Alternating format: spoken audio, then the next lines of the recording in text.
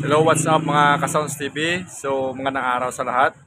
So, sa ngayon, update tayo sa stocks natin dito sa CYS Turbulence Audio Equipment dito sa Mabini Street. So, abangan po ninyo mga Kasounds TV.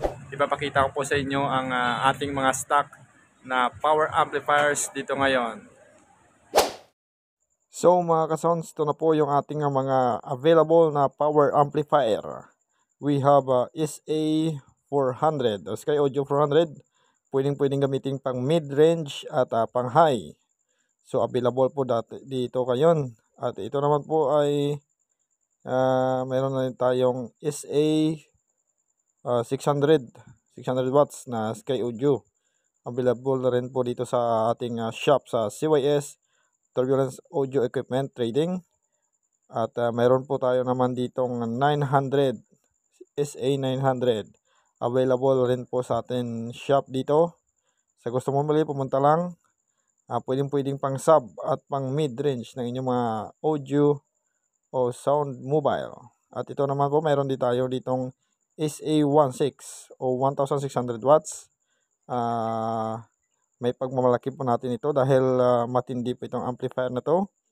Kahit mag-short yung mga speakers natin, hindi po ito babalik sa ating amplifier o hindi po ito mag-protect dahil po sa napakatibay na idea ng ating mga busing. At ito naman, may available po tayo ditong Turbulence CW 600.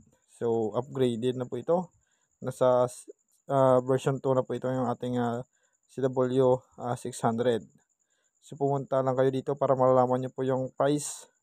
Dahil hindi ko po na alaman kung ano talaga ang price nito.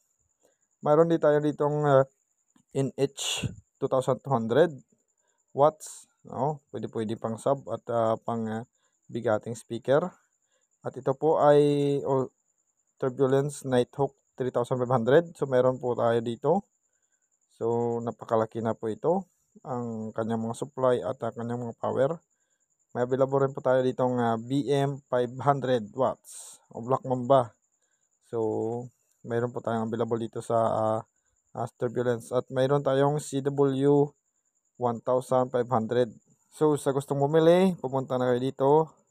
At bumili via GCash, via home credit, cash, at sa iba pang paraan. So mga Kasounds, watch out sa ating next video.